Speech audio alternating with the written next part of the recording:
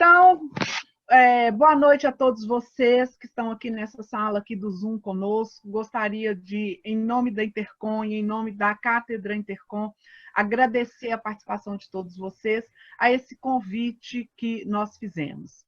Nós estamos realizando essa série de lives chamada Lives Cátedra Intercom e planejamos 19 encontros.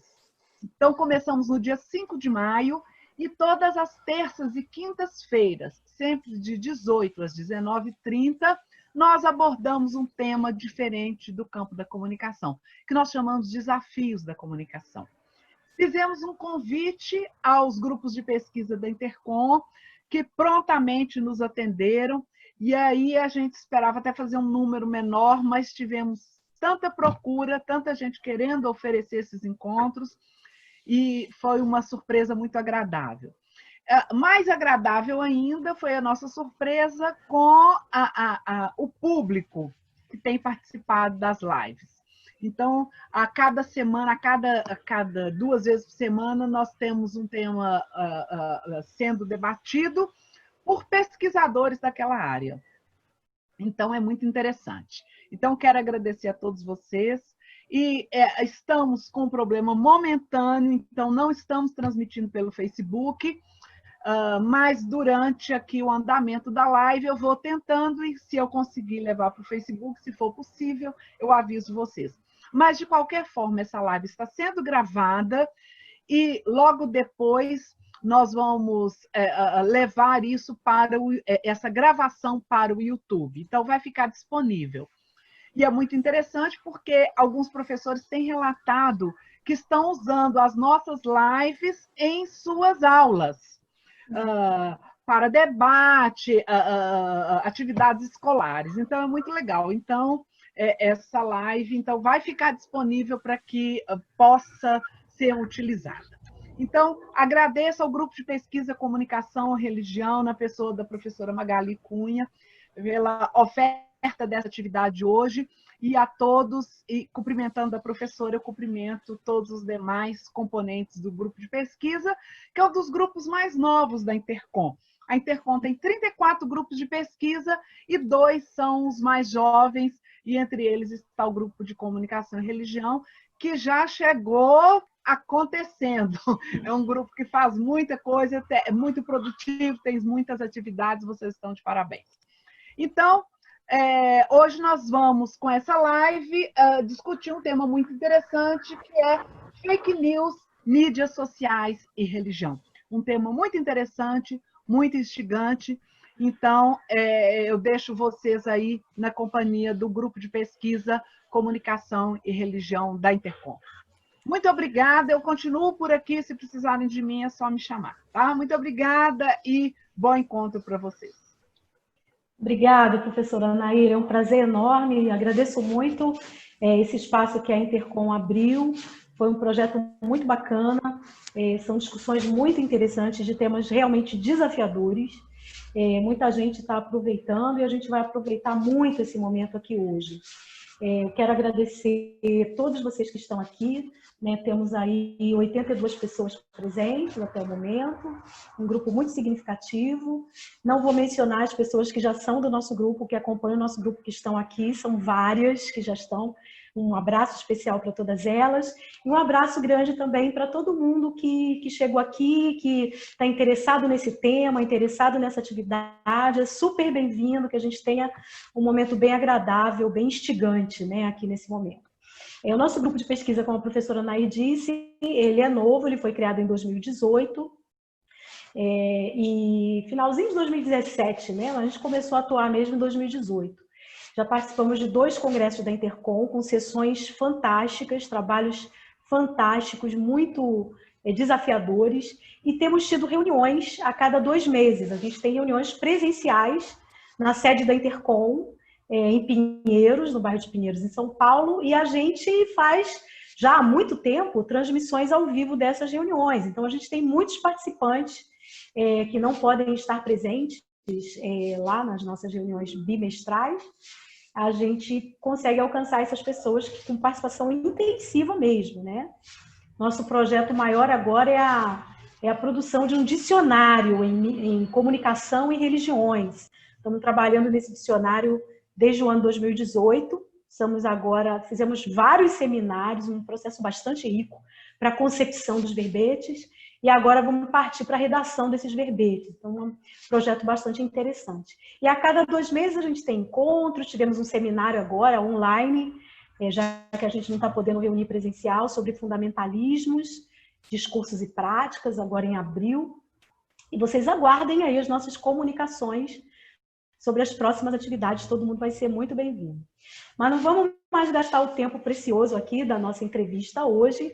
Agradeço muito ao professor Alexandre, que atendeu o nosso convite. O nosso grupo tem essa característica de ser um grupo interdisciplinar. Tratar o tema da religião não pode ser exclusivo do povo da comunicação, quando a gente se reúne para esse tema. A gente tem essa característica desde o nascimento do grupo. Esse grupo tem uma pré-história com o grupo MIRI, Mídia, Religião e Cultura, e desde lá a gente já tinha gente da história, da letras, ciência da religião, teologia, sociologia, antropologia, sempre gente das várias áreas aí somando e construindo um espaço muito interessante, interdisciplinar. O professor Alexandre é da sociologia, das ciências sociais, e hoje contribui com a gente aqui. Ele já vai ser devidamente apresentado pela nossa entrevistadora, Priscila Vieira, do nosso grupo. E aí eu quero agradecer e apresentar a Priscila, porque ela não vai se apresentar, não. Eu vou apresentar a Priscila. A Priscila Vieira, ela é jornalista, participa do nosso grupo, ela é doutora em comunicação pela ECO, da UFRJ. Tive o privilégio de ser da banca da Priscila, com o Alexandre, que também estava lá nessa banca. Uma tese fantástica. Vocês têm que procurar a tese da Priscila Vieira aí para conhecer. E realmente uma grande contribuição. Ela fez o mestrado lá também, na ECO UFRJ. E atualmente ela é pesquisadora pós-doc da CAPES PNPD, também lá na UFRJ, na ECO. E a Priscila foi membro fundadora recentemente ela é membro da diretoria da Sociedade Internacional Rubem Alves. Procurem aí na internet saber o que é, todo mundo que conhece Rubem Alves, né? O educador, o teólogo, e há uma sociedade de gente que estuda, pesquisa e leva adiante aí os estudos, reflexões do Rubem Alves, e a Priscila é membro dessa diretoria, fundadora da Sociedade Internacional Rubem Alves. E a coisa mais importante é que ela é membro fundadora do nosso grupo MIRI, né? Lá desde 2014, isso é o mais importante dessa história toda. Ela fundou com a gente essa pré-história do GP da Intercom, que é o grupo MIRI, e está com a gente aí somando. Então, Priscila, a palavra é sua. Vamos lá, vamos aproveitar esse momento e você apresenta o Alexandre para a gente e pode já dar continuidade. Pessoal, vamos combinar que todo mundo tenha os microfones, então, desligados, desconectados aí no mute. Quem não sabe onde é, à esquerda embaixo tem um microfonezinho desenhado, é só clicar mute. Eu já vou clicar o meu para ficar só o som da Priscila com o Alexandre. E quando for mais ou menos aí umas 7 horas, a gente vai, 7h10 no máximo, a gente vai abrir para as observações e questões que vocês podem colocar aí pelo chat. Eu vou estar acompanhando, tá bom? Então vamos usar o chat a partir de agora exclusivamente para as observações e questões que a gente pode compartilhar nessa parte final aí da nossa reunião, do nosso encontro. Então, Priscila, a palavra é sua. Muito obrigada.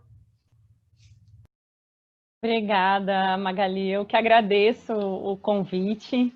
É um prazer e uma alegria estar com esse grupo sempre, discutindo os temas que nos são caros aí nas nossas trajetórias de pesquisa. E, enfim, é sempre muito animador tá entre esse grupo, né? E falando sobre esses temas e conversando e tentando aí contribuir de alguma forma. Então, hoje a gente vai estar aqui conversando com Alexandre Brasil Fonseca, que é professor da Universidade Federal do Rio de Janeiro, onde ele coordena atualmente o Núcleo de Tecnologia Educacional para a Saúde, o NUTES. Formação do Alexandre nas áreas de Sociologia e Antropologia, na UFRJ e também na Universidade de São Paulo. Alexandre trabalha com o tema da religião desde 95, quando iniciou os estudos de pós-graduação, e já desenvolveu pesquisas na relação da religião com diversos outros temas, como saúde, nutrição, mídia e outros. Desde 2018, Alexandre vem coordenando a pesquisa Valores e Argumentos na Assimilação e Propagação de Desinformação uma abordagem dialógica. A investigação tem como recorte a propagação de fake news em segmentos religiosos diversos. A gente vai falar mais da pesquisa durante a entrevista. E essa pesquisa foi contemplada pelo Prêmio WhatsApp da Pesquisa em Ciências Sociais, a partir de um edital que selecionou 20 projetos de mais de 600 submetidos em todo o mundo. Alexandre também é presidente do Paz e Esperança no Brasil. Paz e Esperança é uma organização internacional de promoção e defesa de direitos humanos. E no ano passado, o Paz e Esperança protagonizou a criação do coletivo Bereia, que é uma iniciativa de checagem de informações e notícias que circulam pelas redes sociais, que envolvem mídias religiosas ou tenham a religião como conteúdo. Boa noite, Alexandre, é isso mesmo? A informação do Bereia? Também, também. Boa noite, pessoal. Prazer aí estar com vocês. Obrigado, Magali, pelo convite. Tenho que confessar que eu tenho pavor dessas coisas de live, Skype, Zoom. E a minha vida nos últimos 60 dias tem sido, no mínimo, 6 ou 8 horas nisso aqui. Então é a primeira live que eu estou aceitando o convite. Você vê, Magali, como você tem prestígio comigo. Porque eu neguei muita, porque eu falo, não dá, eu já tenho que trabalhar com gente que marca live para sábado. Eu falei, sábado eu não entro no computador nem morto. Nem pro meu enterro eu vou na live do meu enterro. Enfim, é isso. Obrigado aí pelo convite e vamos embora. O que vocês mandarem eu faço. Obrigada, Alexandre, por esse prestígio aí. E é verdade, esse período a gente tem ficado muito tempo na frente do computador, é muita tela. Mas então vamos começar aqui. E para a gente dar início a essa conversa, colocar aqui, assentar alguns pontos, né, iniciais. Então, a primeira pergunta é o que é fake news conceitualmente, como que se articula conceitualmente esse termo e se há diferença entre fake news e desinformação. Tá. Eu posso estar enganado, não cheguei a fazer uma arqueologia da palavra, mas, salvo engano, quem torna o conceito, a palavra, o termo famoso é o Trump nas eleições de 2016. Né? Então, e o jeito que ele falava fake news era muito bom, né? Aquela coisa dele apontar e tal. Então, outra palavra dessa época também, que chegou a ser eleita por algum canto aí como palavra do ano, é pós-verdade. Né? Então, fake news, pós-verdade. E aí tem um trechozinho de um artigo do Giroux, que é um educador americano que está no Canadá, que ele fala mais ou menos, né? Não vivemos no mundo da pós-verdade e não vivemos no mundo da pós-verdade agora e nem no passado. Né? Pelo contrário, nós sempre vivemos no mundo da pré-verdade, né? Onde a verdade ainda não chegou. Então, essa ideia de uma dificuldade ou de uma limitação da presença da verdade e desse conceito do que é verdade, de como isso, a filosofia pode ajudar muito a gente a pensar, é o primeiro ponto para mim central. Então, primeiro, fake news, lembrando do Rubem Alves, já que foi citado, é aquela coisa do senso comum, né? Tá aí, é uma coisa de disputa política. Desinformação não é muito melhor, assim, também a origem da palavra é algo meio nebuloso, Rússia, serviço secreto, mas você tem um trabalho intelectual, até onde eu pude identificar, início da década de 90, Floridi, um filósofo italiano, filósofo da informação, e essa área da filosofia da informação como uma área bem importante para pensar o conceito. Outra autora que ajuda, alguns trabalhos, é a Hannah Arendt, ela tem um livro sobre a verdade. E uma coisa que ela fala que é importante, né, a gente lembrar, a verdade é uma, a mentira é infinita. Então, é muito mais fácil você conseguir estabelecer uma mentira do que uma verdade. E ela vai dizer, mesmo quando a verdade é factual, né, mesmo quando você tem um negócio que está ali, se tiver um grupo de pessoas que está ali junto, esse grupo pode ser até um país inteiro, o que é uma verdade factual deixa de existir e se torna essa inverdade aí. Então, pegando um autor, um americano, filósofo da informação, Don Fallis, que é o nome dele, ele faz um texto, o que é desinformação, acho que, não me lembrar agora que ano não é muito antigo não, mas ele pega 3 coisas muito óbvias que é importante a gente considerar sobre o conceito de desinformação. Primeiro, desinformação é informação. Segundo, desinformação é uma informação mentirosa. Terceiro, desinformação é uma informação mentirosa produzida intencionalmente por alguém. Ponto. Então, ele lá discutindo a partir do trabalho do Floridi, que é mais extenso, ele faz um texto tentando fazer um resumão, e ele coloca esses 3 elementos. E aí, um pouco, assim, uma primeira coisa que eu acho que ele está interessado em deixar de lado, e aí em português é mais difícil, porque a gente não tem a palavra, que é a tal misinformation. Então, você tem misinformation e disinformation. E a ideia de misinformation, sei lá, a tradução seria uma informação ruim, uma informação mal elaborada, uma informação equivocada. Então, você tem todo um processo de estabelecer um caminho que eu vou definir um conceito de desinformação que tem esses elementos. Por causa a misinformation, ela não tem essa questão intencional. Às vezes as pessoas se confundem na produção de notícia, na produção de informação. Ao conceito do Fallis, e alguém comentou aí sobre referências, depois eu posso enviar um link aí para alguém, eu não sei como é que circula isso, mas juntando com esse conceito do Fallis, eu pego documentos da Comunidade Europeia. Então, sugestão que eu dou, se alguém tem interesse nesse assunto de fake news e desinformação, leia os documentos produzidos pela Comunidade Europeia. Tem inglês, francês, espanhol, português. É assustador. Resumidamente, é algo muito impressionante. A preocupação do governo da Europa, né, essa instância da Comissão Europeia, muito em função de Ucrânia, Brexit, então você tem uma série de elementos históricos que aconteceram na Europa, e você tem processos ligados às empresas de comunicação, né? Todo um problema econômico também que se estabelece nesses processos. E aí a definição de desinformação da Comunidade Europeia traz 3 novos elementos. Um novo elemento e 2 variações. Então, é informação mentirosa, produzida intencionalmente por alguém para enganar deliberadamente pessoas. Então, esse primeiro elemento da formulação da Comunidade Europeia é enganar deliberadamente pessoas. Para quê? Eles colocam com 2 razões. Uma, obter vantagem econômica. Outra, prejudicar o interesse público. Então, você monta um quadro que, basicamente, ou muito fortemente, tem a ver com toda uma estratégia que visa disputas políticas e econômicas dentro do conjunto social e dentro do conjunto coletivo significativo. São ações que não são cotidianas, ou são ações que não se dão de uma forma solta, digamos assim.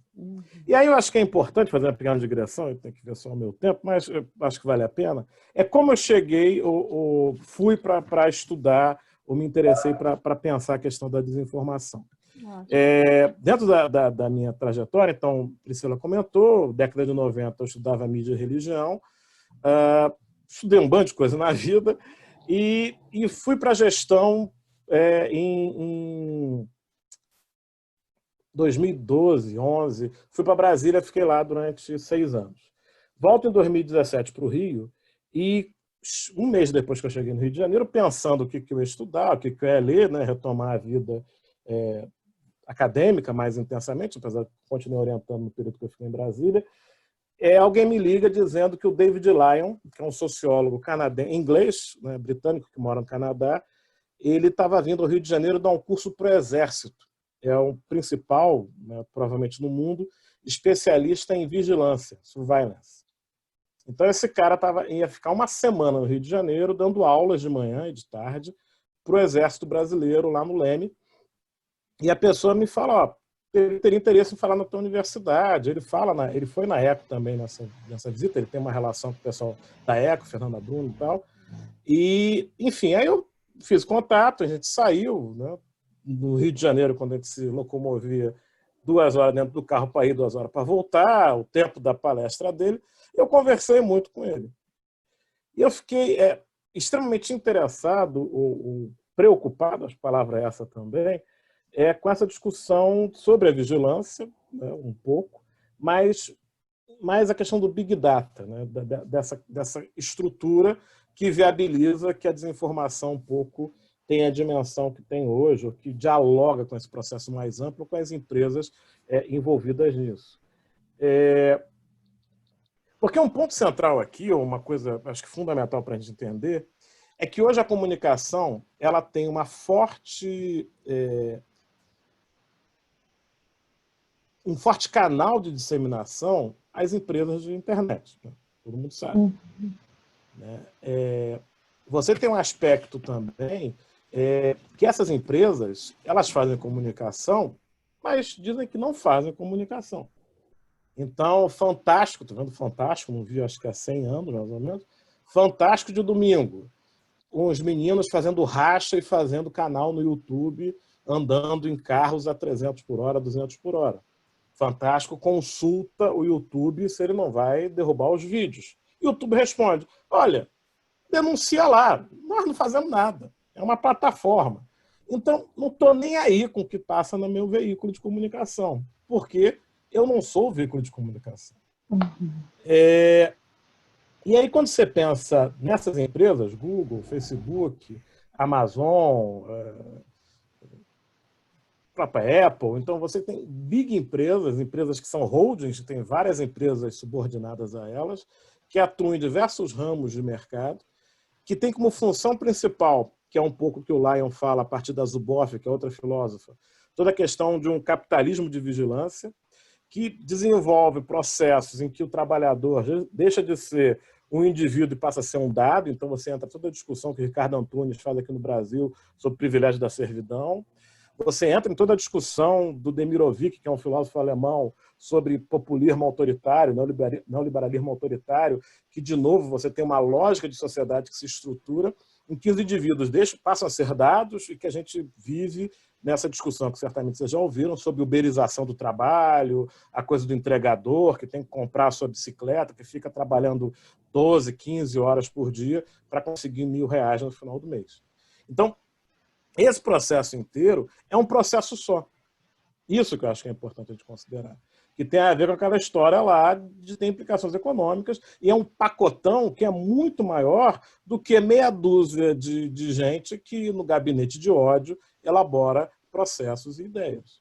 Então você tem um processo que da mesma forma que toda a indústria petrolífera ela precisa poluir para produzir os seus insumos e aquilo que vai dar renda para elas, a indústria que se vive em torno do Big Data, talvez o resíduo, o efeito colateral dela é desinformação, que alimenta esse processo. Ela precisa disso, isso dá dinheiro. Esse processo dos lipidiantes é muito isso agora. Né? Estão denunciando, e assim, o que eu mais me impressionei é a quantidade de ads que tinham no Jornal da Cidade, assim, que é uma publicação horrorosa. Assim. Se a gente teve que monitorar, a Magali participou de uma época da pesquisa, ela é desesperadora. A pessoa que ficou responsável por esse veículo, ela precisou de tratamento psicológico depois, porque é muito ruim. É muito ruim. Não é pouco, não. É muito ruim. E você imaginar que ele tinha dezenas, centenas de propagandas via o sistema do Google, o Google ganhando dinheiro, ele ganhando dinheiro, e os cliques acontecendo o tempo todo, assim, não há possibilidade deles não saberem disso. Né? Dentro da pesquisa que a gente participou, que teve esse prêmio do WhatsApp, do Facebook, você tinha 2 momentos de conversa com o Facebook. O recurso foi doado, não tinha eu não tenho acesso aos dados dele, nem eles têm acesso aos nossos dados, mas a gente teve encontros com toda a liderança do WhatsApp, né, todos os diretores, e alguns do Facebook. E eu me lembro que uma coisa que um deles falou era assim, no WhatsApp a gente não tem controle, no Facebook tem. No Facebook tem. No Facebook a gente pode abaixar o que quiser e subir o que quiser. Então, a ideia que você tem quando, pensando aqui no Zoom, né? Quando começou toda essa discussão do Zoom, que o Zoom isso, o Zoom aquilo, o Zoom vale mais do que petrolífera hoje. E aí o Zoom, o pessoal ficou desesperado. Eu uso o Zoom tem uns 2, 3 anos para reunião de trabalho. E aí eu conversei com um amigo de TI, porque a Universidade Federal do Rio de Janeiro proibiu usar Zoom. E aí eu perguntei para um cara de TI, poxa, que você acha que o Zoom é tão terrível assim? O cara falou, rapaz, alguém que usa Google e Facebook preocupado com o Zoom é no mínimo engraçado, né? Que eles fazem com os nossos dados, como eles montam informação com nossos dados, como eles processam volumes de dados imensos sobre cada pessoa, e que o produto que esse pessoal vende é exatamente a capacidade de predição, né? Eles vendem a possibilidade de informar para o seu cliente o que a gente quer ver, o que a gente quer clicar, aonde a gente para olhar. E aí entra como central a desinformação nesse processo, porque eu vou comprar esse perfil e vou produzir material que interessa a esse perfil, seja para dar recurso financeiro, seja para ajudar a confirmar tendências, opiniões, tentar influenciar. Uma coisa que o Lion fala, e uma coisa que a sociologia sempre falou, a sociologia sempre disse, não, a comunicação, né, brigando com os comunicadores, a comunicação não tem poder de mudar a opinião da pessoa. Ninguém é uma folha de papel em branco que você escreve em cima dela, independente das suas experiências. Ninguém vai sair na rua matar pessoas porque viu um filme de gente matando gente, ainda mais se tiver frio. Então, o que o Lion, na época, eu me lembro que ele falou, é o seguinte, olha, talvez agora eles conseguiram fazer um negócio que fica um pouco mais viável. Por quê? Porque a comunicação é muito direcionada. O target é muito específico. E você tem uma série de mecanismos que conseguem avaliar como é que está a resposta desse negócio. Você acompanha ao vivo, né, a resposta de alguma coisa. E aí você consegue dourar a pílula, você consegue adequar. Já falei a beça, né?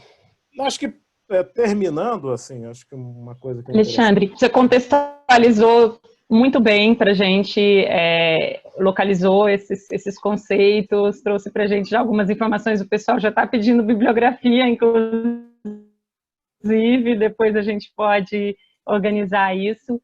E eu vou, inclusive, pular uma pergunta que eu acho que você já deu a resposta, já está bem claro para a gente, o que acontece, que era a pergunta que essa segunda colocação que eu faria, né? O que tem de novo no nosso contemporâneo e nas formas culturais que nós experimentamos hoje, que faz com que isso seja tão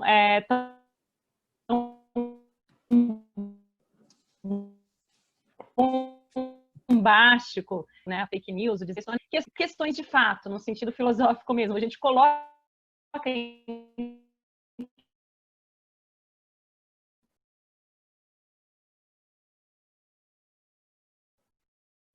Priscila, acho que você travou aí. Então, isso você já trouxe para esse... Ixi. Oi. Sem áudio. As suas últimas Alô. frases não ouviu. Oi. Não, Agora sim. Alô. Oi, tá me ouvindo agora? Acho que é a minha internet aqui. Apareceu para mim que ela está instável. Retornou agora? Ok. Bom, então, eu não sei até onde foi possível me ouvir, mas eu estava dizendo que eu ia colocar uma questão sobre o que tem de novo no contemporâneo, sobre fake news e as formas culturais que a gente experimenta hoje. Eu acho que até isso já foi bastante contemplado nessa sua fala, então eu quero trazer o tema da religião.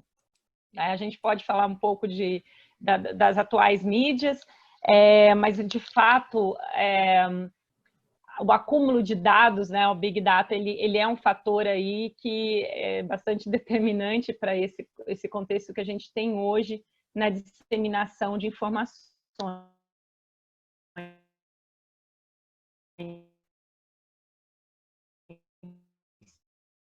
De novo, Priscila, não.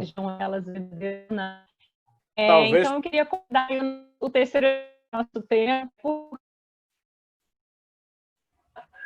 Está dando para me ouvir? Não, Agora, cortou ela de novo. está indo e voltando. Talvez você Mas acho que o desligar o... Alexandre já entendeu o que você quer Mais ou perguntar, menos. Eu assim, falo o que eu quiser a também. religião. É, se você cortar o vídeo, como alguém falou, melhora, É porque... verdade, é essa. Tá, Vamos. tá. Só antes eu vou terminar aqui, porque que eu acho que é interessante, só para terminar essa coisa da definição do conceito. Você tem dois autores e dois jornalistas, um de Singapura, Edson Tandock, e a Claire Ward, dessa iniciativa inglesa de enfrentamento à fake news, à desinformação. Então, os dois montaram estruturas de classificação de fake news, de desinformação. Os dois têm, acho que, 7 itens cada um, e aqui no grupo de pesquisa que eu coordeno, a gente tem usado 4 para ficar mais fácil e para falar com as pessoas. Então, é a questão da sátira ou paródia, né? Então, e aí eu acho que é bem interessante, e isso é muito utilizado atualmente, que é a ideia da sátira enquanto técnica de linguagem, né? E aí o editorial do Estado de São Paulo hoje é uma sátira, né? Ele coloca uma falsa simetria em situações que não tem a menor comparação, né? Um cara que está sendo completamente irresponsável e um cara que falou uma idiotice. Então, o cara tem uma responsabilidade imensa e ele bota como sendo a mesma coisa. Então, essa ideia de justaposição, a ideia do grotesco, do agressivo, a ideia de diminuir certas situações, aumentar outras, isso é uma técnica de linguagem que tem como objetivo mudar opinião, mudar decisão. E é usada como instrumento, é uma característica de mensagens de desinformação. A ideia da sátira, que não necessariamente precisa ser humorística, e a ideia da paródia, que aí sim humorística. O outro elemento é o conteúdo fabricado. Na Ward, ela diz que é 100% falso. Que aí ela faz uma série de divisões que eu acho que não acrescentam muito, que é a questão da temporalidade, a questão do contexto, a questão de falsear certa parte, a questão de inverter alguma informação. Então, você tem uma série de mudanças pontuais que ela separa, mas a ideia é que você monta uma mentira a partir de algumas mudanças que podem ser completas ou segmentadas. Você fabrica alguma coisa, você cria alguma coisa. Um quarto elemento é a coisa da deepfake, do conteúdo manipulado, a intervenção em fotos, a intervenção em vídeos. A terceira coisa. E a quarta, que eu acho que só tem no Tandock, que eu acho muito interessante, é aquela coisa da década de 60, da época de comunicação, que é a discussão de propaganda, né? Relações públicas, né? Você fazer uma matéria para atender o interesse de algum segmento, de algum grupo, uma coisa extremamente direcionada. Então, o ponto central aqui, aí eu termino e vou para a coisa da religião, é que, basicamente, as agências de checagem, o que elas não são nada além do que espaços em que se pratica jornalismo como é ensinado na universidade. E isso é que falta aonde é feito fake news e desinformação. E isso é possível porque a comunicação tem acontecido via YouTube, WhatsApp, internet, Facebook. Então, digamos, o fim, a eliminação de uma profissão que tem uma história, que tem um código, que tem uma lógica, é que propicia que isso aconteça. A agência de checagem não faz nada além de apuração jornalística. Não tem nada acontecendo sensacional. Tem uma disseminação da notícia, que tem, né, elementos que a gente pode dizer que são positivos, mas que trazem a ausência de uma série de coisas positivas que a história da humanidade ensinou e aprendeu sobre como manejar uma área do conhecimento, uma área, um serviço, uma arte, uma técnica. Ok? Então, só para fechar aqui, que eu tinha anotado aqui no meu alfarrábios, em relação à religião, assim, eu acho que é uma camada a mais, é um elemento a mais, né? A religião não é tudo, né? Não responde ou não resolve tudo, mas talvez o principal que ela tenha é o aspecto de organicidade, de confiança. Isso é central nesse processo. Porque, se a gente for lembrar, né, o bendito ou maldito WhatsApp, né, ele se fundamenta, quanto na ferramenta de comunicação, de confiança. é a ferramenta que você usa para falar com a sua família. Você tem um grupo de família no WhatsApp. Eu tenho certeza disso. E esse grupo de família é a lógica da ferramenta, né? O argumento que eu acho mais convincente para entender o valor do WhatsApp é olhar o quanto o Facebook pagou pelo WhatsApp. O Facebook, em 2014, compra o WhatsApp por 16 bilhões de dólares. Em 2012, o Facebook comprou o Instagram por 1 bilhão de dólares. Instagram, 1 bilhão. WhatsApp, 16 bilhões. Ao final do processo de compra, porque existia a questão de ações, o preço final acho que chegou a 20 e poucos bilhões. O que é importante aí disso? Por que o Facebook fez isso? E ainda tem um dado a mais. A compra, o WhatsApp era uma empresa de 50 pessoas. A compra, ela se deu com uma exigência que o Facebook não poderia monetizar o WhatsApp até os proprietários originais permanecessem na empresa. E eles ganhavam um bônus a cada ano que ficasse. O primeiro, eram 2 donos. O primeiro saiu, acho que 2 meses depois, e o segundo saiu em meados do ano passado. Quem assume a presidência do WhatsApp, então, era o responsável no Facebook pela internet para país pobre. Acho que é internet.org o nome do brand do Facebook. Então, esse cara que cuidava de internet para pobre, no sentido de captar recursos e viabilizar acesso de baixo nível de informação, esse cara assume a presidência do WhatsApp. E o que é isso? Se você for procurar textos sobre mercado financeiro, mercado, marketing, empresa, textos desse mundo econômico, basicamente você vai ler com todas as letras. O WhatsApp é para atingir de forma intensa pessoas semi-analfabetas por meio de empresas de comunicação. Você pode mandar áudio, a pessoa não precisa ler. Você pode atingir muita gente porque a adesão ao WhatsApp não tem um cadastro difícil, só tem um chip que a pessoa bota no aparelho e digita o número. Então você tem textos, artigos analíticos dizendo, olha, o WhatsApp é a salvação das grandes empresas de comunicação, porque atinge gente pobre, sai do algoritmo do Facebook e faz uma relação, de novo, pessoal com seu leitor. Então, as grandes empresas, elas precisam ter canais fortes e eficientes no WhatsApp. Tem artigos disso que você procura na internet em inglês, você acha, de revistas do ramo do marketing, de business da comunicação. Voltando para a questão da religião, então, você tem esse processo em que a confiança é um negócio importante. E, a princípio, né, você tem o espaço religioso, o espaço comunitário, de um modo geral, como espaços de confiança. E aí você tem, eu não vou me lembrar que autor foi, algum artigo que uma pessoa comparava estratégias de uso de internet, WhatsApp, redes, em que ele fazia uma estrutura grande e tentava lançar uma campanha, e um outro cara, um outro grupo que fez todo um processo comunitário nas regiões e depois lançou uma campanha grande pela internet, por meio de ferramentas, de redes sociais, etc.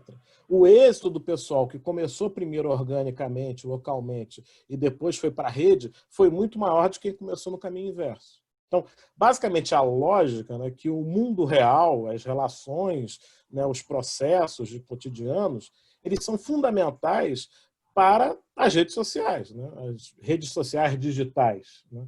Uma coisa não existe sem outra. Né?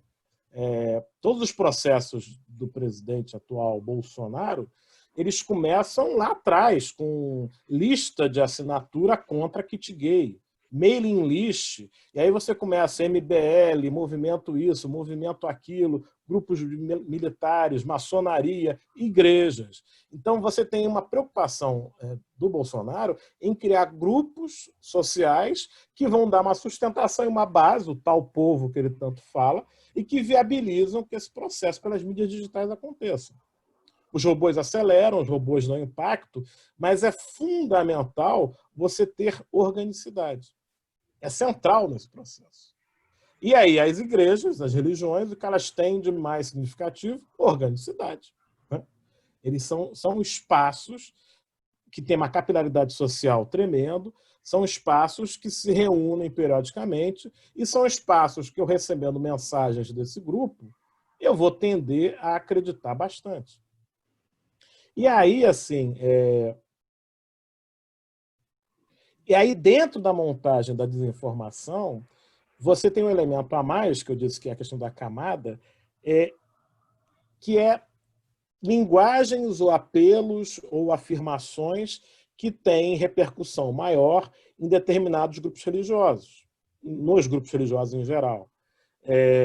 Por exemplo, nessa época de pandemia, a gente está mais em casa, não está em casa, quem pode, e tenta, e fica mais fácil você ver processos de desinformação acontecendo nas redes sociais. Né? Então alguém me avisa, olha, estão dizendo que o FRJ, isso é início de março, deu um título de professor emérito, de doutor honoris causa, para o presidente da China. Aí eu fui olhar, então, isso aconteceu de fato, quando o presidente da China esteve no Brasil em 2019. Bolsonaro recebeu, tem uma foto linda dos dois juntos. E aí, o Gazeta do Povo, que virou um veículo de disseminação de desinformação, ele publica uma matéria completamente dúbia, que não tem temporalidade, que não tem assinatura, uma matéria que ninguém teve coragem de colocar o nome, tipo protocolo de cloroquina no Brasil.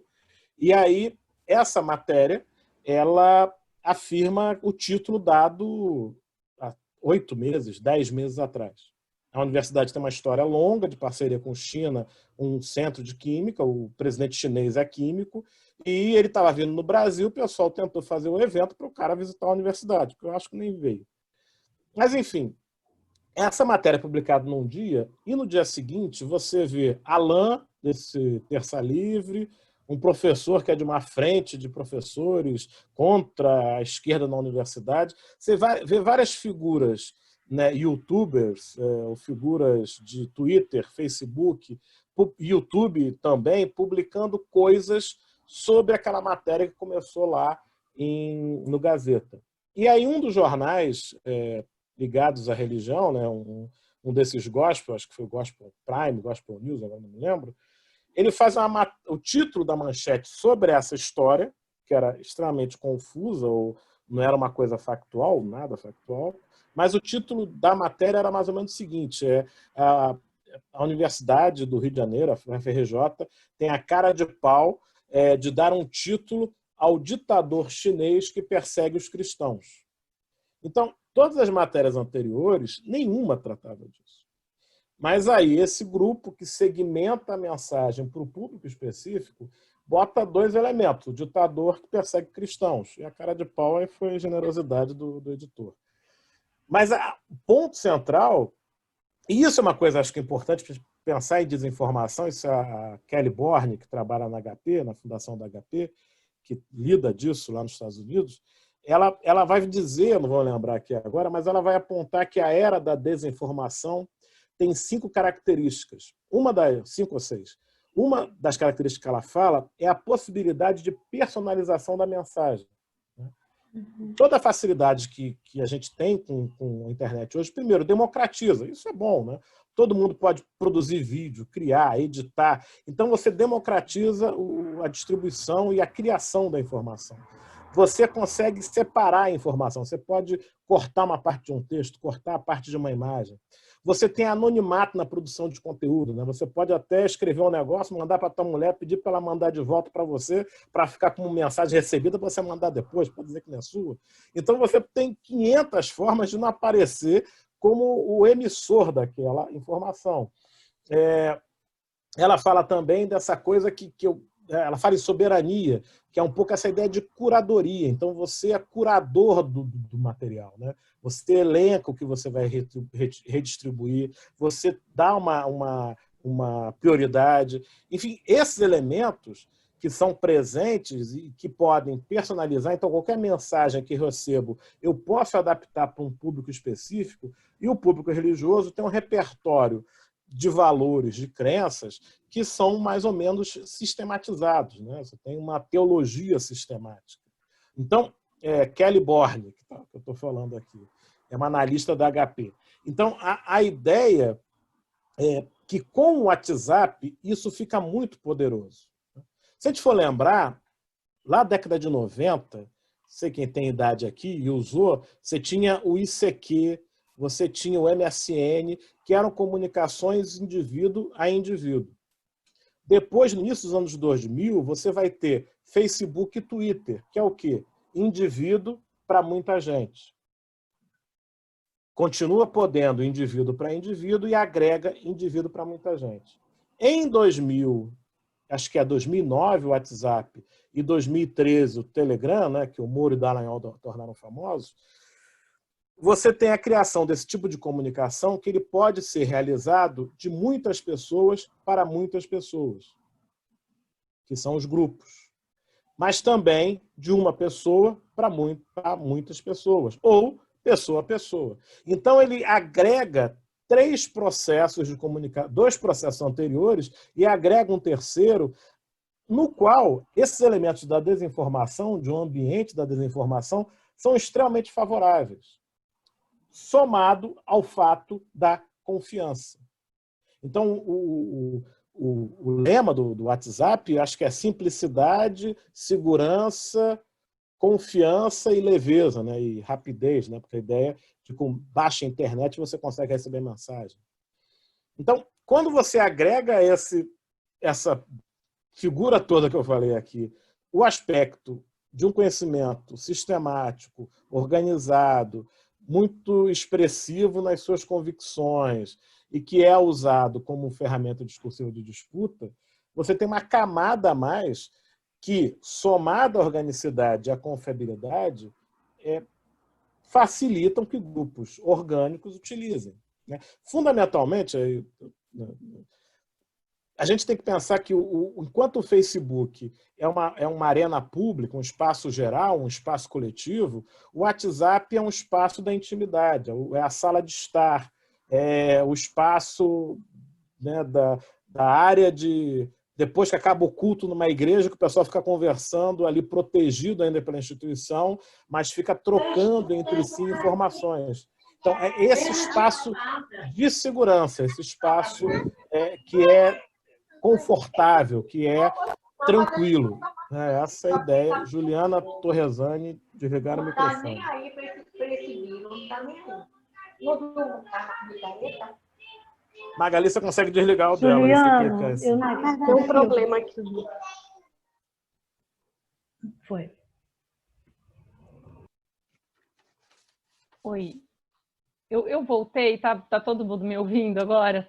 Sim.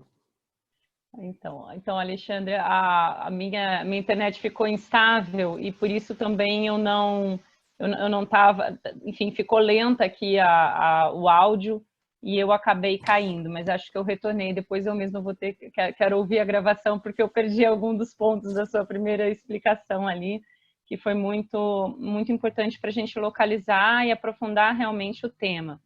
A gente já vai caminhando aqui para o fim, considerando que a gente vai abrir um tempo para as perguntas. Como é que tá, Magali?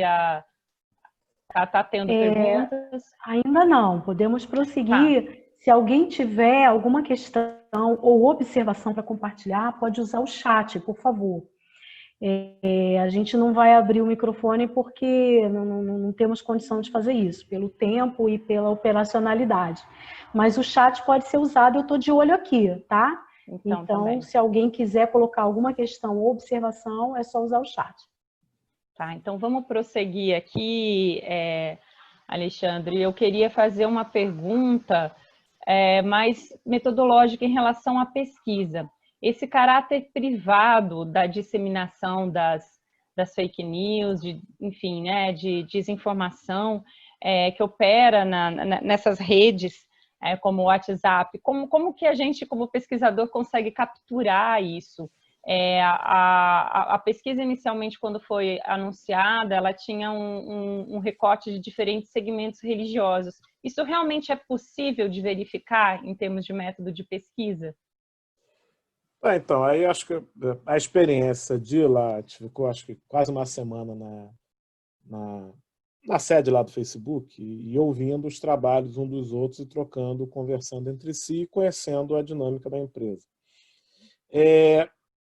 Então, por exemplo, da minha parte, a minha preocupação, e isso é importante lembrar, o projeto foi submetido, acho que em março de 2018, escrito em novembro ou dezembro de 2017. Então, eu não tinha ideia, noção do que ia acontecer na eleição de 2018. Se eu soubesse, provavelmente eu não teria mandado nada. Eu preferia não ver isso, porque no meu mestrado eu já assisti 700 horas de programa religioso de TV e rádio. Então, eu já paguei todos os meus pecados para todos os deuses, crenças do mundo e do planeta. Não precisava ter mamadeiras e outras coisas no meu currículo, ainda tenho que encarar. Então, os projetos das pesquisas, eles tinham vários desenhos.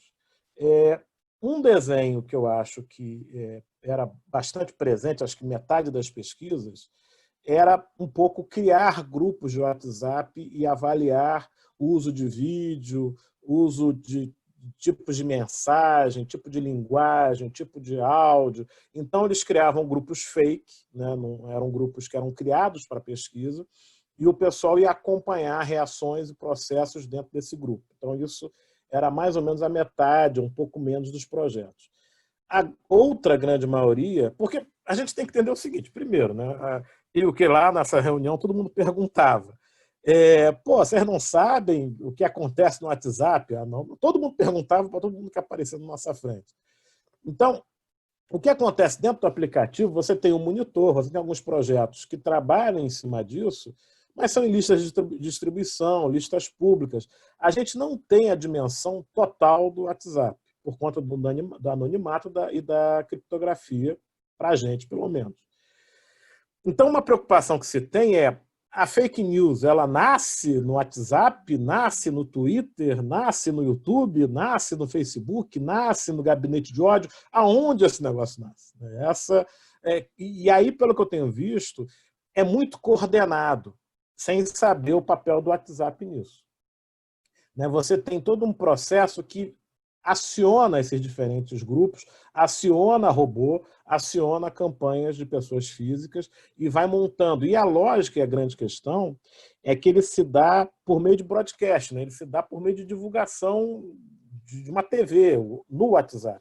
Um centro emissor lança para uma série de grupos que vão por ondas ampliando. E o ponto que a gente tem que entender é que provavelmente os primeiros têm intenção de divulgar mentira, né, que é aquilo que eu falei, o que é desinformação. Esse negócio dá certo porque, a partir de algum momento, as pessoas divulgam porque acreditam, porque querem ajudar, porque estão preocupadas. E isso aqui é o gol de placa do negócio. É a sua capacidade de contribuir para que as pessoas sejam melhores. É a sua importância de ter acesso a informações que ninguém tem.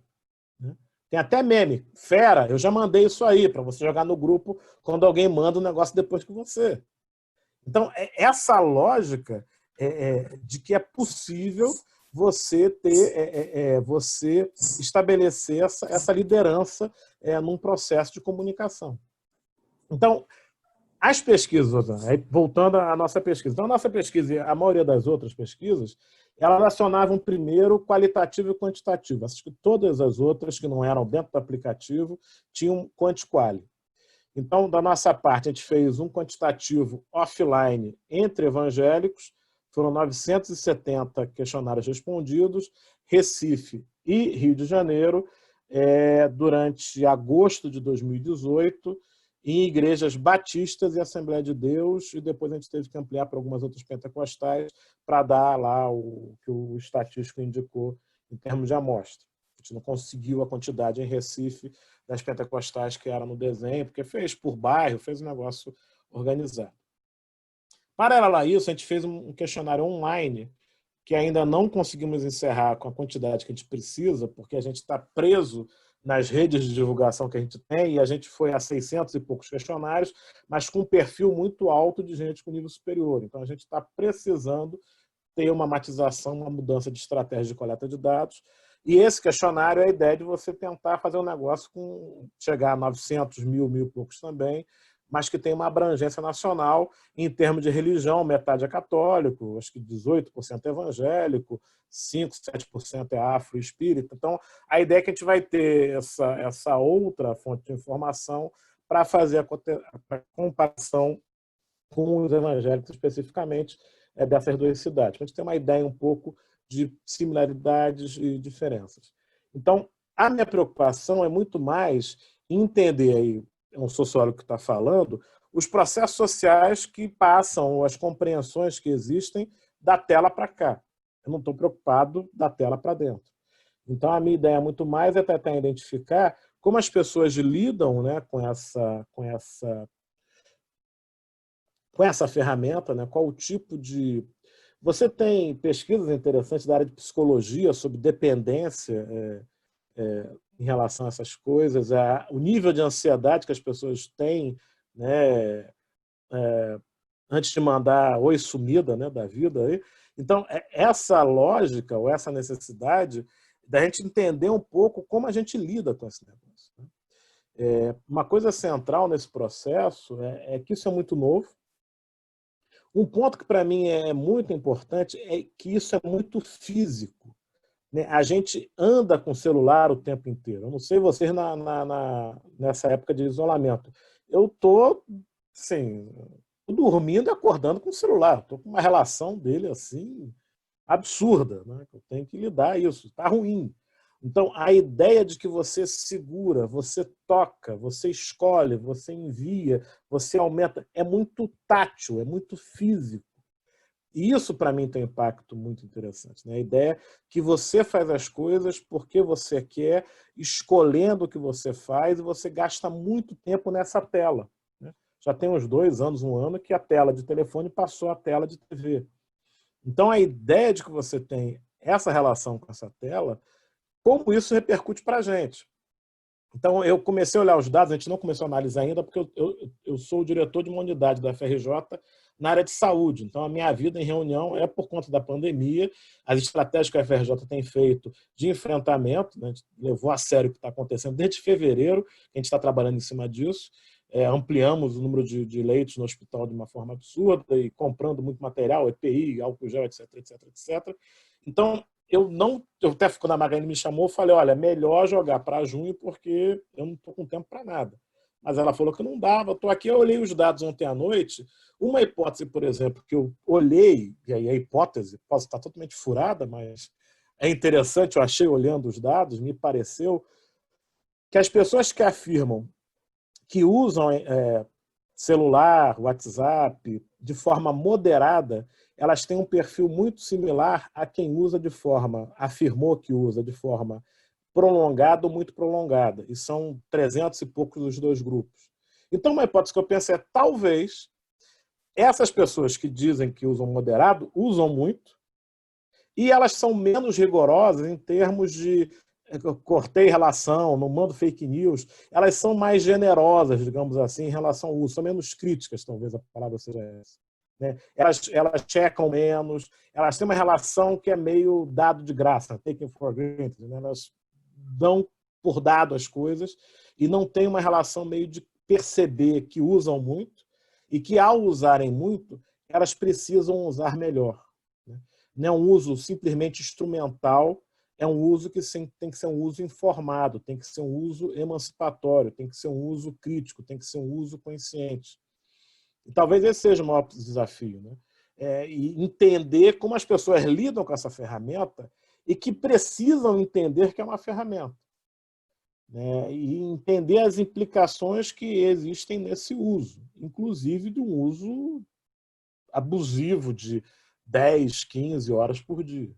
Então, é um pouco entender o lugar que ocupa na vida das pessoas essa ferramenta é que me interessa. Né?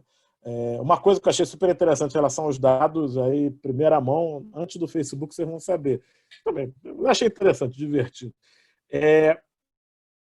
97,9% tem o WhatsApp instalado no celular e usa.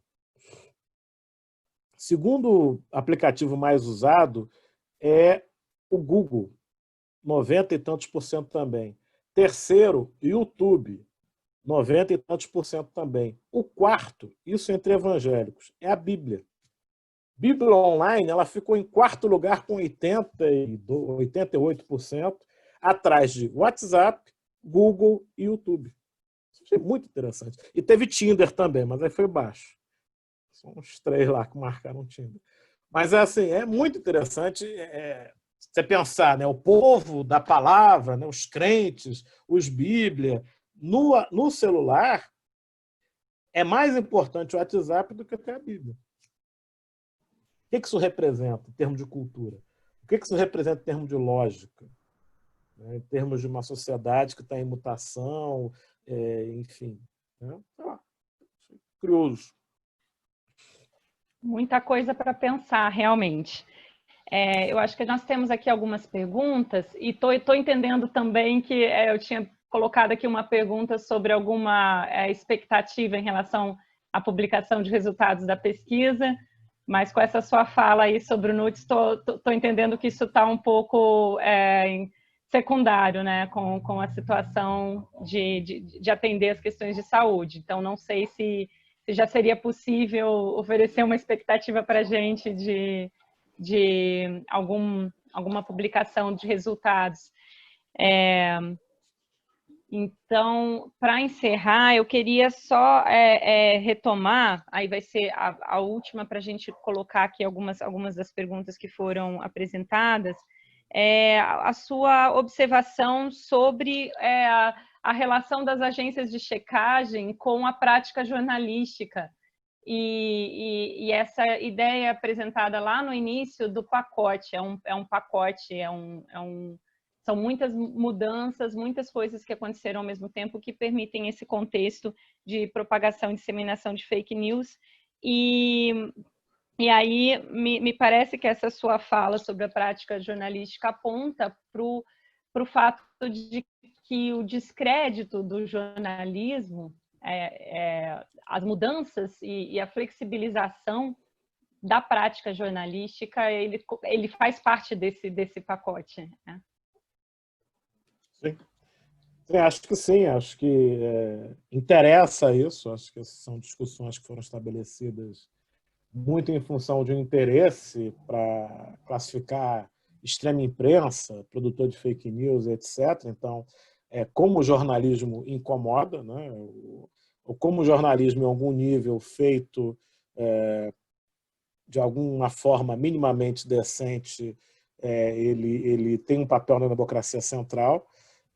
Eu sempre digo, né, que o jornal ele é vendido, seja antes ou depois de ir para a banca de jornal. Né? Então, em algum momento, ele é vendido. Então, sempre ele está nesse jogo, né, nessa relação com o mercado, com a política, mas existem veículos, e no mundo você tem muitos exemplos disso, no Brasil nem tanto, de veículos que tentam manter uma objetividade e se posicionam, têm uma linha editorial muito marcada e tentam, ao mesmo tempo, fazer o básico do que se espera de um veículo de imprensa. O que a gente tem, acho que de mais recente, isso já fruto de CPI nos Estados Unidos, etc., etc., etc., Cambridge Analytica e tal, é essa coisa, por exemplo, que o presidente brasileiro já caiu mais de uma vez, que são empresas de checagem que vão subindo nas ferramentas dos aplicativos, dos programas Instagram e Facebook, e aparece que a notícia é falsa. Então, você começa um pouco a estabelecer uma rotina de controle ou de supervisão, que seja, se você não gosta da palavra controle, porque fundamentalmente, assim, eu me lembro de um documentário que eu vi em algum lugar alguma vez, que o cara falava, né, a empresa que tem a maior volume de dinheiro para preservação ambiental que destina é a Shell. O cara falando, a Shell é quem gasta mais dinheiro no mundo em preservação ambiental. E provavelmente é uma das que mais polui e destrói o meio ambiente do mundo.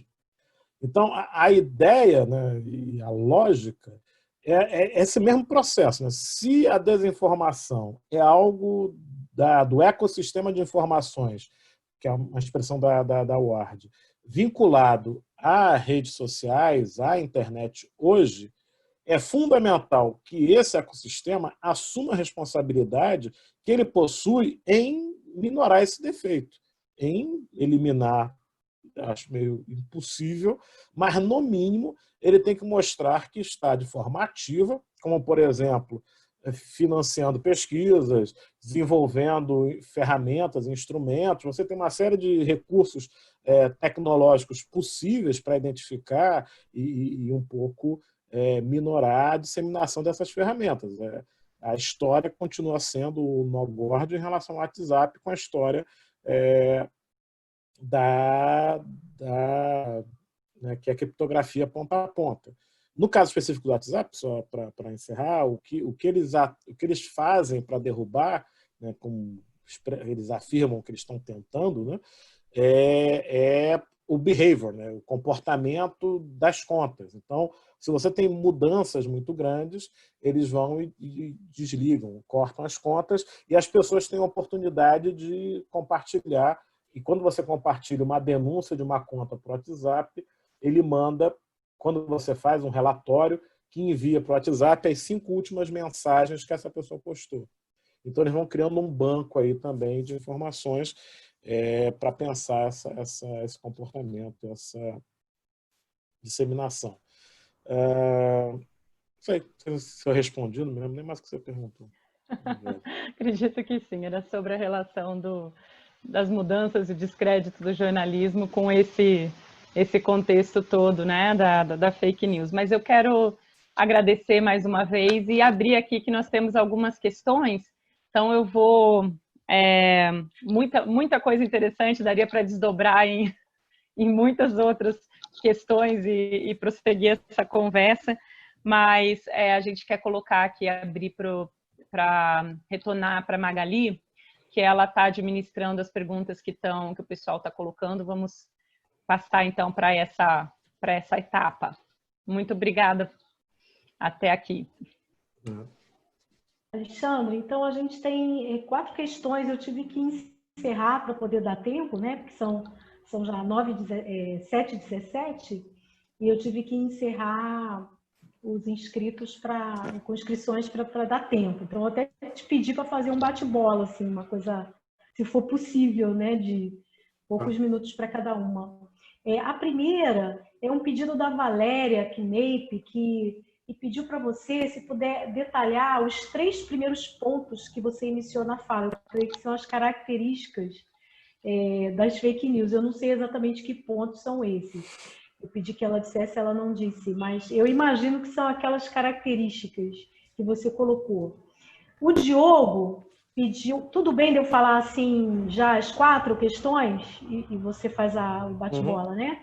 O Diogo colocou assim, professor Alexandre, pelo que eu entendi, a religião acaba gerenciando um pouco essa possibilidade de fake news, uma vez que a igreja garante a uma determinada informação esse caráter de verdade pela questão de gerenciar diferentes grupos e garantir certa confiança e tal. É mais ou menos por aí? Se sim, a gente não precisaria analisar também a questão da apologética, essa defesa da fé, que muitos fiéis fazem para defender argumentos pessoais e que muitas vezes são até contrários à questão da doutrina, como mais um elemento da desinformação? A terceira é do Rogério Mussoco, que pergunta, na verdade não é uma pergunta, é um pedido. Eu gostaria que você falasse mais da misinformation, se pudesse citar novamente o filósofo americano. E a última vem da Daniele, que fala o seguinte: como vocês têm percebido o movimento de reconsideração dos produtos midiáticos pela classe evangélica que décadas atrás os considerava coisas do mundo, do inimigo, Satanás, e agora não é mais? Então, são essas as 4. Você responde o que for possível. Obrigada, Alexandre. Obrigada, pessoal, que perguntou. Obrigado aí pelas colocações. Enfim, dos 3 pontos, o nome do filósofo, que é o mesmo do Misinformation, é Don Felles, é ele relendo o trabalho do Floridi, que é um filósofo da informação italiano, Luciano Floridi. Desinformação, porque vou pegar essa da misinformation e disinformation. Qual o problema, né? Pensando em teóricos e quem está preocupado em fazer conceito. A palavra desinformação era originária da Rússia. Então, o Olavo de Carvalho, por exemplo, esse astrólogo aí que ficou famoso, ele usa muito esse termo, né? Se você for procurar no Amazon, você vai ter 3 ou 4 livros de uma editora horrorosa, que são umas coisas horrorosas, assim, não comprem. O que é desinformação, acho que é um deles. E são muito ruins, né? São muito ruins mesmo. E basicamente, o ponto central é um desses livros muito ruins que eu li, né? Ele vai argumentar um general que era do serviço secreto da Hungria, sei lá o quê. Foi para os Estados Unidos e ficou feliz lá, encontrou amor, encontrou alegria, encontrou a vida. Então ele vai afirmar que a inteligência russa, ela nunca... Porque a ideia da inteligência, lembremos da reunião horrorosa do governo brasileiro, né, que o presidente afirma, eu não tenho inteligência, o meu governo não tem inteligência. Isso a gente já sabe há muito tempo. Ele falou isso várias vezes lá, a gente agora já tem a confirmação dele. Eles não têm inteligência nenhuma. E aí, nessa discussão, o que esse espião russo, né, húngaro, fala? Que o trabalho da inteligência não é produzir dados, não é produzir informação. Isso quem faz é programa de computador e estagiário. A inteligência, ela cria narrativas de desinformação. E aí o Bannon, essa história que o Bannon fala que é leninista, porque é uma coisa dos russos, não sei o quê, exatamente essa lógica. Eu existo para criar histórias. Então, ele, a partir do Big Data, ele identifica as pessoas, os perfis, e aí esses perfis identificados a partir do vídeo que você para no YouTube, do e-mail que você escreve no teu computador, porque eles têm acesso, das palavras-chave que estão lá, do teu deslocamento via Google Maps, que eles também têm acesso. No caso americano, daquilo que você compra na farmácia, que no Brasil, teoricamente, não. Daquilo que você compra no cartão de crédito, daquilo que você compra no restaurante. Então, eles vão montando um banco de dados sobre todo mundo e vão definindo perfis, a partir de forma matemática, né? Obviamente, ninguém fica fazendo isso no braço. E aí é um tiro de garrucha, né? Acerta alguns, erra muitos, mas a ideia é que eles vão calibrando isso. E esses processos, o trabalho da desinformação seria: que discurso eu vou criar para quem é religioso? Que discurso eu vou criar para quem é vascaíno, para quem é LGBTI, para quem é negro, para quem é isso, para quem é aquilo? E esses, acho que eram 17 perfis na campanha do Brexit. Então, aí o ponto central, e aí voltando, encerrando aí por causa do tempo, né? Então, o Fares vai dizer, primeiro, é informação. Segundo, é informação mentirosa. Terceiro, é informação mentirosa feita intencionalmente por alguém. E aí você tem a diferença da misinformation. A misinformation pode ser um erro, você produziu uma matéria errada, você apurou errado, não é uma coisa que você quis fazer. Na desinformação, uma coisa que você quer fazer, e quer fazer para quê? Para enganar alguém, deliberadamente. E esse enganar alguém para quê?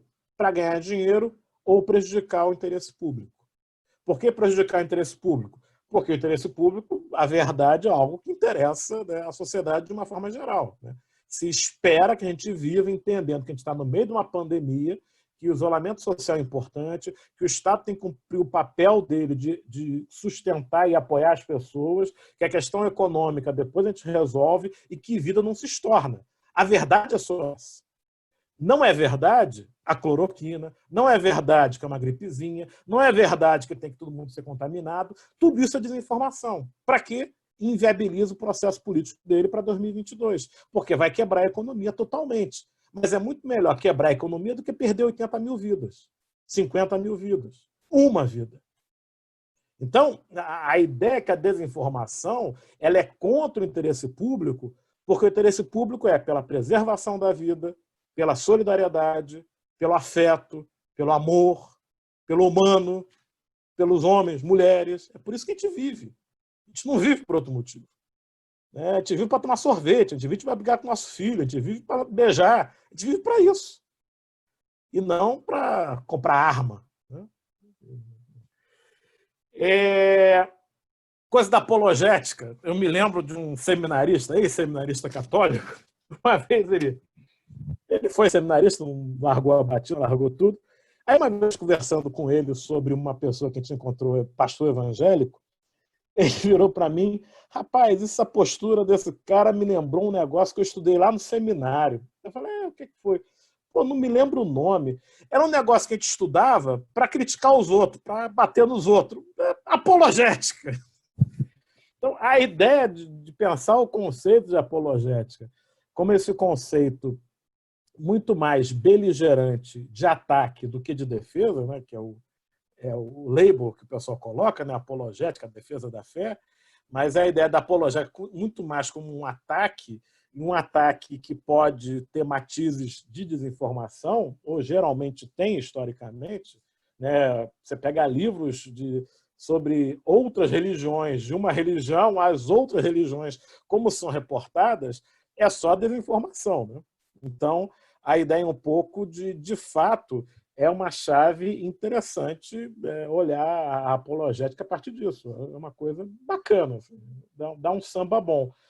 A ideia de gerenciamento, eu não diria que a religião gerencia, né? O que gerencia é essa ideia de corpo, de coletivo, de confiança mútua, né? Você tem uma coisa que é muito mais uma percepção de nicho, digamos assim, se a gente quiser falar de uma forma elegante. Então, se identifica que esses nichos são abertos a receber esse tipo de informação. E é o que eu falei, né? Você tem o gerenciamento, ele acontece no nível muito mais alto, muito anterior, né? Que começa a distribuir as informações e você vai ter várias ondas ou vários processos, a gente vai pensar em ondas de transmissão, que a partir da segunda ou terceira, a coisa é extremamente generosa, né? Se a gente pode chamar de generoso, mas enfim, no sentido de que não, eu falo para você não botar o chinelo de virado né, virado de cabeça para cima, de cabeça para baixo, com a sola para cima, porque se você fizer isso, tua mãe pode morrer. Então, eu estou te avisando para salvar tua mãe, né? Estou preocupado com você. Então, essa ideia de que esse aviso ele tem uma questão de cuidado, de preocupação, diante de uma coisa que eu recebi que eu acredito, né? Eu tenho confiança de onde veio. Por mais absurdo que isso possa ser, mas dentro de um processo muito mais amplo de informação, não é tão absurdo, né? E aí, de novo, a questão da sátira é muito importante. A questão do grotesco. É muito importante isso. Então, eu vi poucas vezes esse astrólogo na vida, mas é muito grotesco. Isso é intencional. É para isso. A reunião, né, que todo mundo viu, assim, eu me senti, talvez, na vida, depois de ver alguma coisa, o sentimento que eu tive similar foi depois do 7-1 do Brasil contra a Alemanha. Assim, sentimentos que passaram no meu corpo depois que eu vi alguma coisa na TV. O 7-1 e a reunião do governo. Eu trabalhei em governo, eu participei em reunião durante 6 anos da minha vida, no Palácio do Planalto. Assim, é inacreditável. Aquilo é inacreditável. Não existia nada minimamente semelhante durante 6 anos que eu trabalhei em Brasília, na presidência, com aquilo. Mas nada. Zero. Acho que eu nunca vi um palavrão dentro daquela sala que eles estavam. Então, a ideia de você não ter dado, não ter informação, não ter uma apresentação com início, meio e fim, uma apresentação meia boca de 9 minutos, que era... depois vai ter o projeto 1, projeto 2, projeto 3, uma seta para cima. Assim, aquilo é inacreditável. A única coisa boa da reunião é que começava o contexto. Existe óbito e existe crise socioeconômica. Precisamos parar de procurar um culpado e reagir. Beleza, ele explicou bem para o chefe dele, dá para entender. Só que depois disso, eles esqueceram metade dos problemas, que eram os óbitos. Eles ignoraram metade dos problemas e ficaram, sei lá, fazendo o quê? Realmente, muita desinformação. E o que é mais sério aí, só terminando, eles têm a informação. Isso que é desesperador. No final, o presidente do Banco do Brasil afirma, olha, a gente está no pico. Isso há um mês atrás, com 3 mil mortos. Eu tenho olhado os dados e eu estou vendo que a gente está no pico. Esse pico aí já chegou. Aí o Braga Neto vai e diz, não, você não estava na reunião que a gente terminou agora e apresentamos dados. Mas isso é outra história. Se eu não levanto, a reunião não termina. Ele levanta e todo mundo ri. Então, aquilo ali é desesperador. Você tinha a alta administração, só talvez o Tait e o Braga Neto tenham visto os dados. Aquele Pedro Guimarães da Caixa fala um monte de besteira também, fala em histeria coletiva. A histeria coletiva do Covid cancelou a Olimpíada Mundial de 2020. Assim, é inacreditável. E eles têm a informação. E por um motivo negacionista e por cima de um projeto, eles optam por ver a gente morrer.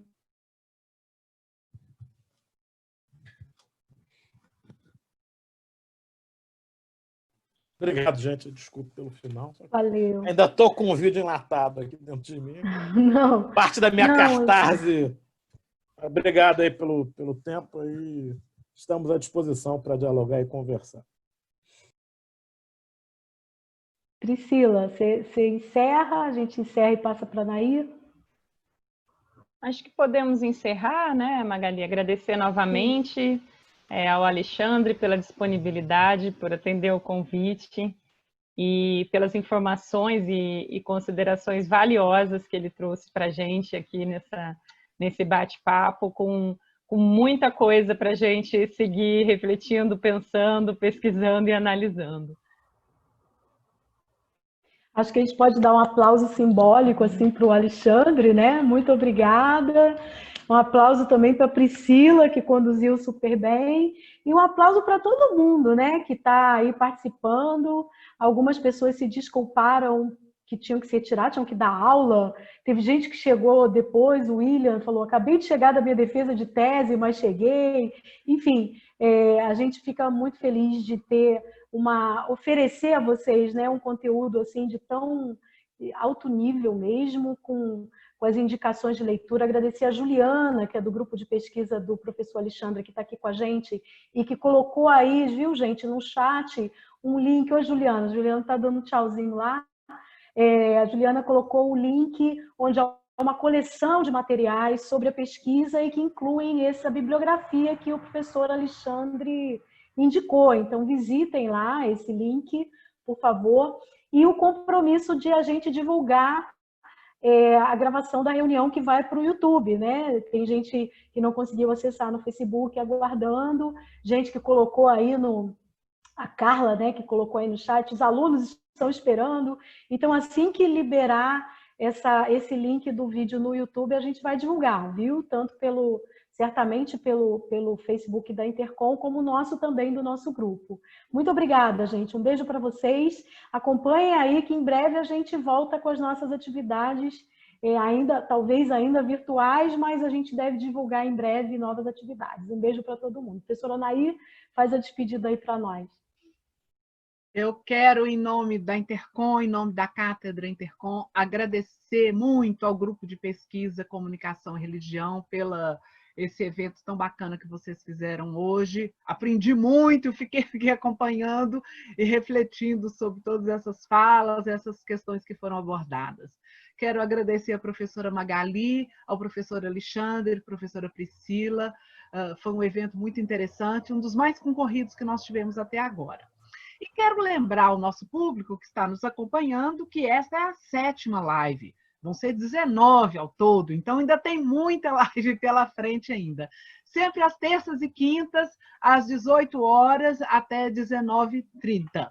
Vocês já podem se inscrever para todas as lives que nós teremos ainda, e os links estão lá no portal da Intercom. É só você entrar lá e fazer a sua inscrição. Hoje, infelizmente, nós tivemos um problema técnico, não conseguimos levar a live para a transmissão em tempo real no Facebook, mas provavelmente até amanhã nós já teremos a gravação no YouTube. Então, depois é só acessar lá, também o endereço está lá no portal da Intercom. E quero convidar todos para a live da próxima quinta-feira, que será oferecida pelo GP Economia Política da Informação, Comunicação e Cultura, da Intercom. Eles vão fazer uma mesa redonda intitulada Mediação segundo a Economia Política da Comunicação. E então, as inscrições já estão abertas, vocês podem se inscrever e aguardamos todos vocês. As nossas lives vão até o dia 7 de julho. Os temas são os mais variados, então, há assunto para todos os interesses. Então, mais uma vez, agradeço à professora Magali e ao grupo de pesquisa Comunicação e Religião, e agradeço a todos vocês que participaram conosco. E esperamos vocês na próxima quinta-feira. Muito obrigada, um grande abraço. Fica aqui o agradecimento da Intercom e da Cátedra. Grande abraço a todos. Obrigado, gente. No link aí no chat, botou o link do questionário. Se puderem circular preferencialmente para pessoas com ensino médio, a gente está precisando aí mudar o perfil. Então, pode olhar o questionário, mas evita responder se tiver nível superior, porque a gente está com 60% nível superior. Então, legal, a gente está precisando então, dar uma forma da gente agradecer a participação do professor Alexandre é colaborar aí com o questionário, com a divulgação dele. Peguem o link aí, já vamos ajudar, principalmente o pessoal de nível médio que está sendo necessário. Alexandre, manda para nós uma informação básica, um release com o link do questionário para a gente divulgar. Muito obrigado. Juliana, anota aí, por favor. Eu vou passar para a Juliana o e-mail da professora Nair e a Juliana passa para ela. Isso. Tá bom? Ok. Pode divulgar que nós tá? Então, tchau, pessoal. Muito obrigada a todos. Um grande abraço. Tudo de bom aí. Tchau, tchau. Obrigada.